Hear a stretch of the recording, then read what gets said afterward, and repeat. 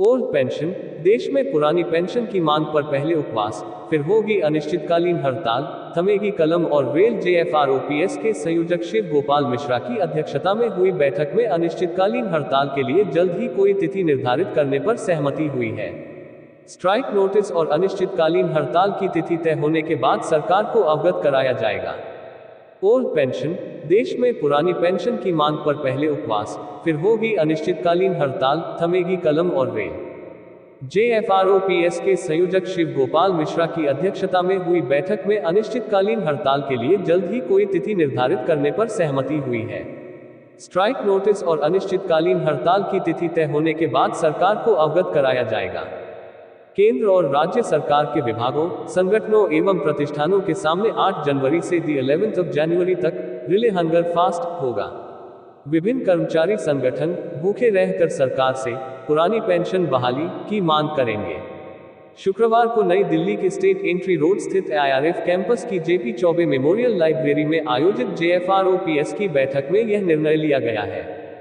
जेएफआरओपीएस के संयोजक शिव गोपाल मिश्रा की अध्यक्षता में हुई बैठक में अनिश्चितकालीन हड़ताल के लिए जल्द ही कोई तिथि निर्धारित करने पर सहमति हुई है। ओपीएस के लिए गठित national joint council of action (NJCA) की संचालन समिति के वरिष्ठ सदस्य और एआईडीएफ के महासचिव सी श्रीकुमार का कहना है, स्ट्राइक नोटिस और अनिश्चितकालीन हड़ताल की तिथि तय होने के बाद सरकार को अवगत कराया जाएगा। इस संबंध में कैबिनेट सेक्रेटरी को जेएफआरओपीएस के निर्णयों की जानकारी देने के लिए पत्र जारी होगा। देश में पुरानी पेंशन बहाली को लेकर केंद्र एवं राज्यों के सरकार कर्मचारी आंदोलन कर रहे हैं। इस मांग को लेकर दिल्ली और दूसरे प्रदेशों में कई रैलियां हो चुकी हैं। कर्मचारी संगठनों की एक ही मांग है, गारंटीकृत पुरानी पेंशन व्यवस्था की बहाली। केंद्र सरकार ने इस बाबत एक कमेटी का गठन किया है, हालांकि उसमें ओपीएस का कहीं भी जिक्र नहीं है। कमेटी केवल एनपीएस में सुधार को लेकर अपनी रिपोर्ट देगी। यह मामला अब संसद में भी उठ रहा है।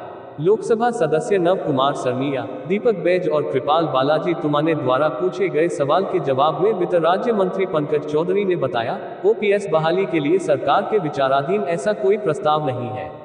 साथ ही एनपीएस के तहत पेंशन निधि नियामक और विकास प्राधिकरण (पीएफआरडीए) में कर्मियों का जमा पैसा राज्य सरकारों को नहीं दिया जा सकता। हड़ताल के पक्ष में है रेलवे और रक्षा विभाग के कर्मी। पुरानी पेंशन बहाली की लड़ाई अब अंतिम दौर की तरफ बढ़ रही है। अगर सरकार कर्मचारियों की इस मांग को नहीं मानती है तो उस स्थिति में अनिश्चितकालीन हड़ताल हो सकती है। कितने कर्मचारी अनिश्चितकालीन हड़ताल के पक्ष में हैं, ये पता लगाने के लिए केंद्र सरकार में 2 बड़े विभाग, रेलवे और रक्षा विभाग, सिविल में स्ट्राइक बैलेट यानी मतदान कराया गया था। ओपीएस के लिए गठित national joint council of action (NJCA) की संचालन समिति के राष्ट्रीय संयोजक एवं स्टाफ साइड की राष्ट्रीय परिषद (जेसीएम) के सचिव शिवगोपाल मिश्रा ने कहा था, रेलवे के 11 लाख कर्मियों में से 96% कर्मचारी ओपीएस लागू न करने की स्थिति में अनिश्चितकालीन हड़ताल पर जाने के लिए तैयार है।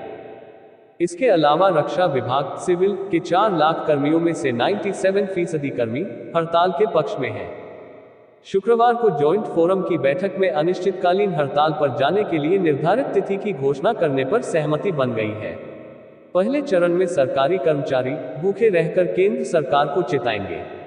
उसके बाद अनिश्चितकालीन हड़ताल की तिथि घोषित की जाएगी।